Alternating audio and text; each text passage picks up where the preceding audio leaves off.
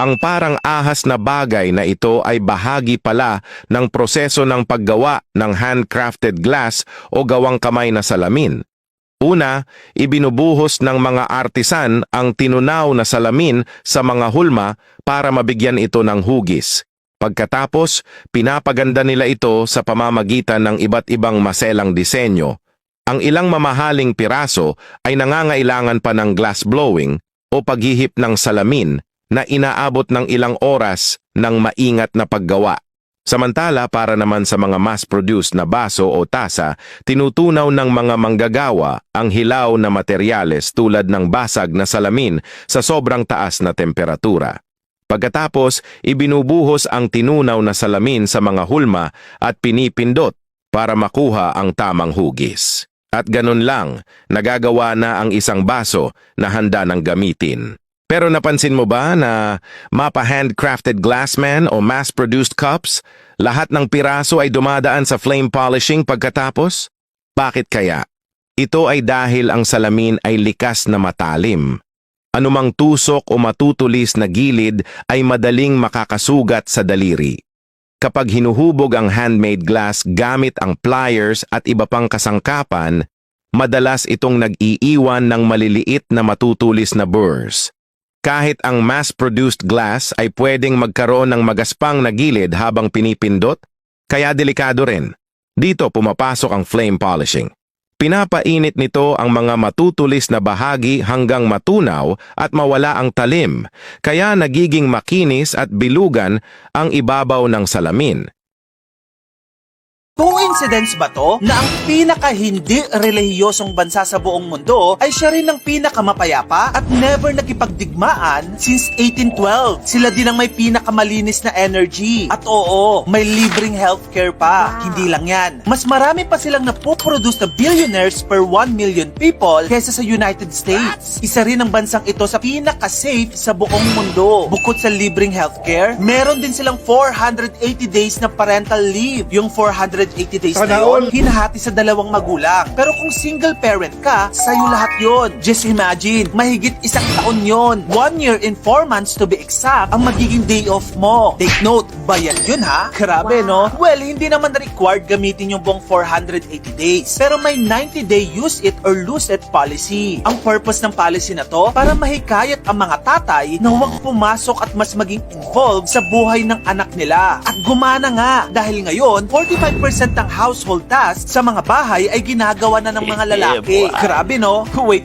Nakalimutan ko nang banggitin kung anong nga bang bansa ito. Welcome to Sweden. Ang isa sa pinakamasayang bansa sa buong mundo ayon sa Global Finance Magazine. Sa Sweden, pagdating sa energy at recycling naman, ibang level. Less than 1% ng basura nila ang nauuwi sa landfill. Bakit kamo? Kasi nagawa nilang i-convert ang basura nila into energy in an eco-friendly way. As in, ganun sila ka-efficient na pati basura ng ibang bansa, sila na rin ang kumukuha. San ka nakakita na nang hihingi na ng basura ng ibang bansa para lang gawing energy? Iba rin talaga ang Sweden. Eto pa, 98% ng kuryente nila galing sa renewables, hydro, wind at solar. Ang target nila, 100% clean electricity by 2040. At yung basura, 0.7% lang ang napupunta sa landfill. Kalahati ng trash nila, ginagawa nilang kuryente. Tapos, may isa pa silang kultura na tinatawag na fika, kung saan umiinom ka ng kape, may pastries, at nagre-relax ka kasama ang friends. Literal na may oras sila para huminga at kumonekta sa ibang tao. And get this, kung wala ang Sweden, wala rin tayong Spotify, Skype, Volvo, at syempre, IKEA. Eto pa, sa Sweden, grabe ang gender equality. Totoong balanse. 45% ng household chores sa bahay, mga lalaki ang gumagawa. Yes, paglalaba, paghugas ng pinggan, paglilinis ng sahig, hindi yan may tuturing na gawaing babae lang sa Sweden. Dapat pati lalaki mag-contribute. At sa kabila ng lahat ng achievements ng Sweden, sa survey ng Gallup International, Sweden consistently ranked as one of the least religious countries in the world. Over 75% ng Swedes ay non-practicing or unaffiliated. Marami sa kanila ang agnostic or atheist. Pero hindi ibig sabihin nun masama silang tao. So ang irony dito, less religion, more results ba? Kasi sa Sweden, walang relihiyon masyado, pero may respeto sa lahat. Hindi sila takot sa equality, diversity, at progressive ideas. Mas marami silang benefits para sa mahihirap, pamilya, at bata. Sa madaling sabi, hindi nila kinabit ang morality sa simbahan lang. Kinabit nila sa policies. Grabe, no? Sa tingin mo, meron bang factor ang relihiyon sa pagsucceed ng isang bansa? Bakit biglang bumagsak ang pier ng tulay na ito?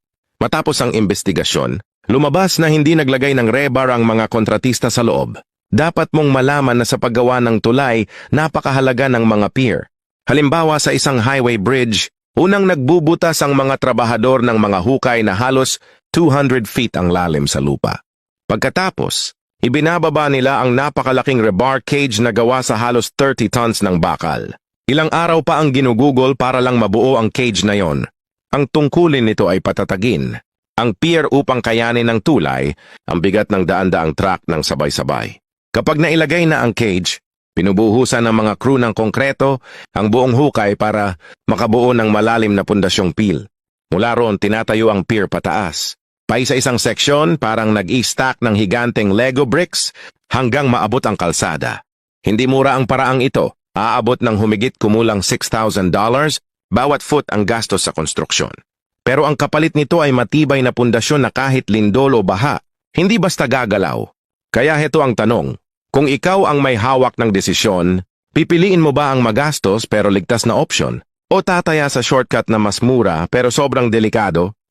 Alam mo ba na immortal ang mga lobster? Yes, biologically speaking. Ibig sabihin, kung isa kang lobster, basta may sapat kang pagkain at walang kumakain sa'yo, pwede ka lang lumaki ng lumaki at hindi ka mamamatay. Kaya nga nagkaroon tayo ng specimen tulad ni Big George na umabot ng at least 140 years old. Ang tanging dahilan lang kung bakit namamatay din ang mga lobster ay dahil paminsan-minsan masyadong lumalaki ang malambot nilang laman para sa matigas nilang shell. Kaya kailangan nilang mag-molt o magpalit ng exoskeleton. Ang problema, habang mas malaking lobster, mas malaking energy na kailangan para dito. Kaya darating ang punto na sa sobrang hirap na at doon na lang nila pipiliing mamatay. So paano nga ba hindi tumatanda ang lobster? Ganito. Ito, human cell. Pagkatapos ng mga 40 cell divisions, sumusuko na to at tumitigil mag-replicate. Pero ang lobster cells, dire-diretso lang. Sa madaling sabi, hindi talaga sila tumatanda. Ang China ay nag-i-install ng mga solar panel sa dagat dahil sobrang taas na ng populasyon doon kaya halos wala ng bakanteng lupa. Kaya mula disyerto hanggang bundok ay napuno na ng mga solar panel at ngayon milyon-milyong lumulutang na panel ang inilalagay mismo sa dagat para mag-supply ng kuryente sa mga baryo at lungsod. At ito ang dahilan kung bakit hindi kailanman nakakatanggap ng bill sa kuryente ang mga tao roon.